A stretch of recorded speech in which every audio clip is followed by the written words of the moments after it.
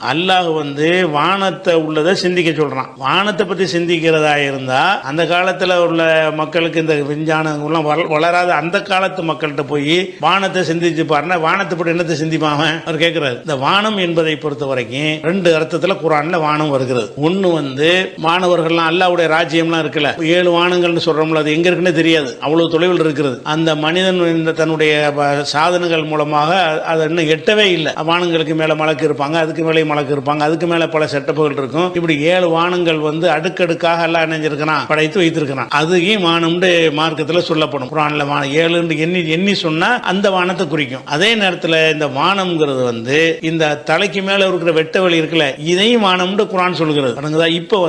இப்ப வானத்தை மழை பெய்யுதுல, இந்த மழை பெய்யறத அல்லாஹ் சொல்லும் போது வானத்திலிருந்து மழை இறக்கணுங்கிறான். வானத்திலிருந்து வருதுங்கிறான். வானத்திலே வருது. இப்ப நீங்க வானம்னு எதை நினைச்சு இப்ப கேள்வி கேட்கறீங்களோ அந்த வானத்திலிருந்து வருது, அங்கிருந்து வரல. அது ஒண்ணு போக இந்த பக்கத்து வீட்டில் இருக்கிற மாதிரி உள்ளதுதான். வழங்குதா? விமானங்கள்லாம் பறக்கக்கூடிய தூரத்தில் இருந்துதான், அதுக்கும் கீழே இருந்துதான் மழை வருகிறது. வானத்திலிருந்து மழையை இறக்கினேன் அப்படின்னு நல்லா சொல்லி காட்டுறான். அப்ப வானம்னு சொல்லி உங்களை சிந்திக்க சொல்வது எந்த சிந்து கேட்டா, எது உங்களுக்கு தென்படுகிற வானமாக இருக்கிறதோ அதைத்தான் சிந்திக்க முடியும். உங்களுக்கு தென்படாத வானத்தை அது சிந்தனைக்கு மலக்கு ஜின்களுக்கு சிந்திக்க முடியாது.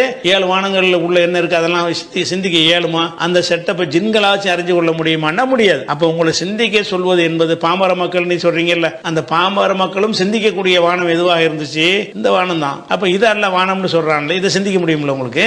மழையை பத்தி சிந்திக்கிறீங்கல்ல, மழையை சிந்திச்சாலே வானத்தை சிந்திக்கிறீங்களா இல்லையா? அது எப்படி வெட்ட வழியில போய் இந்த தண்ணியை சேமிச்சு வைக்கிறது, அது சேமிச்சு வைப்பதற்காக இது எப்படி பனிக்கட்டியா மாறி இருந்து கொண்டிருக்கிறது, எப்படி மின்காந்த தூண்டல் ஏற்பட்டு அது உடைஞ்சு செதறி தண்ணியா கொட்டுகிறது, இதையெல்லாம் தான் அவங்க பார்த்துட்டு தானே இருந்தாங்க. ஒரு மழை பெய்யும் போதே அதை யோசிக்க முடியுமே, போய் தான் யோசிக்க வேண்டியது இல்லை. அப்ப இந்த விஷயங்களை சிந்திப்பதற்கு நமக்கு பெரிய இதெல்லாம் தேவையில்லை, யாரும் சிந்திக்கலாம். மழையை அனுபவிக்கிறவன சும்மா சிந்திச்சு பார்த்தாலும் இந்த மழை எங்க இருந்துச்சு? மேல இருந்துச்சு. எப்படி மேல இருக்கு?